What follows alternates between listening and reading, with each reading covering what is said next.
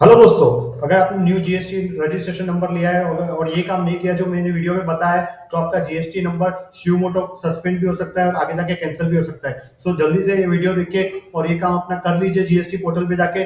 सो आपका GST number suo motu suspend होने से और कैंसिल होने से बच सकता है। So let's start this video. अगर आपने न्यू जीएसटी रजिस्ट्रेशन नंबर लिया है और अगर आपने बैंक अकाउंट डिटेल अपडेट नहीं किए जीएसटी पोर्टल पे, तो कृपया करके बैंक अकाउंट डिटेल अपडेट कर दीजिए, क्योंकि गवर्नमेंट ऑफ इंडिया और टीम जीएसटी ने न्यू एडवाइजरी रिलीज की है दिसंबर 2025 में। अकॉर्डिंग टू दिस एडवाइजरी, अगर आपने जीएसटी नंबर लिया और विद इन 30 डेज आपने bank account detail GST portal पे अपडेट नहीं की, तो आपका जीएसटी रजिस्ट्रेशन स्यू मोटो सस्पेंड हो सकता है और उसके बाद वो जीएसटी ऑफिसर आपका जीएसटी नंबर कैंसिल भी कर सकता है। सो हम लोग को ये एडवाइजरी आपको स्क्रीन पे है, हम लोग ये एडवाइजरी अभी रीड करते हैं क्या लिखा है बेसिकली ये एडवाइजरी में। सो auto suspension of GST registration due to non furnishing of bank account detail as per rule 10A. Okay.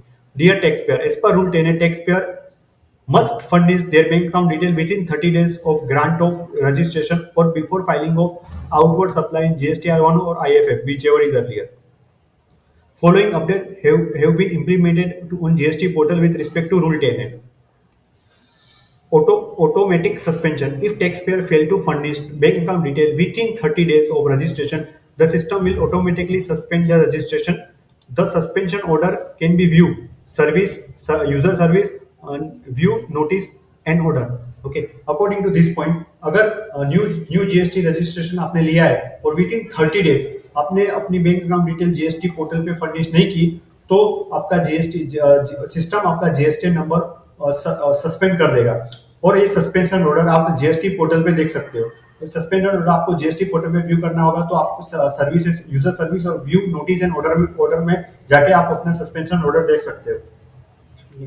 Adding bank account detail. Taxpayer can add bank account through non-core amendment by navigating service registration amendment of registration non-core field.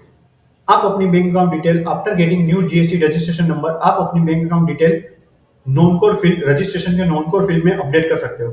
Non core field में आपको bank account detail update करने के लिए आपको services में जाना है, registration में जाना है और अमेंडमेंट ऑफ रजिस्ट्रेशन में नॉन कोर फील्ड में जाना है।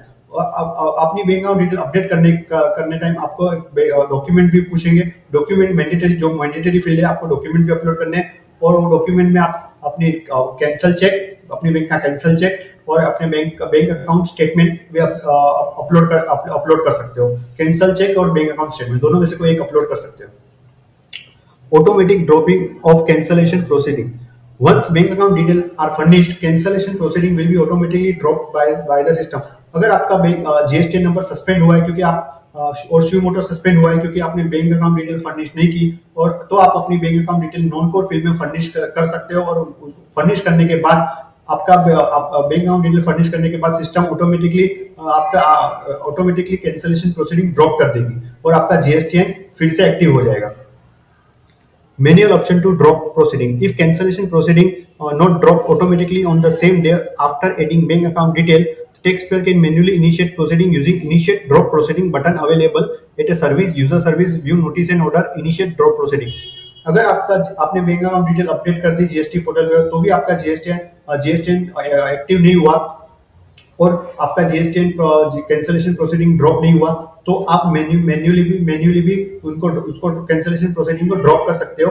तो यहाँ पे वही बताया गया है कि आप मैन्युअली कैसे ड्रॉप कर सकते हो। आपको सर्विसेज में जाना है, पोर्टल पे जाके आपको सर्विसेज में जाना है, यूजर सर्विस में जाना है, व्यू एंड नोटिस ऑर्डर में जाना है और वहाँ पे इनिशिएट ड्रॉप प्रोसीडिंग करके टैप दिया रहेगा, आपको वहाँ पे क्लिक करना है। Exemption. Furnished bank account detail is not mandatory for OIDAR or non-resident taxable person. Okay.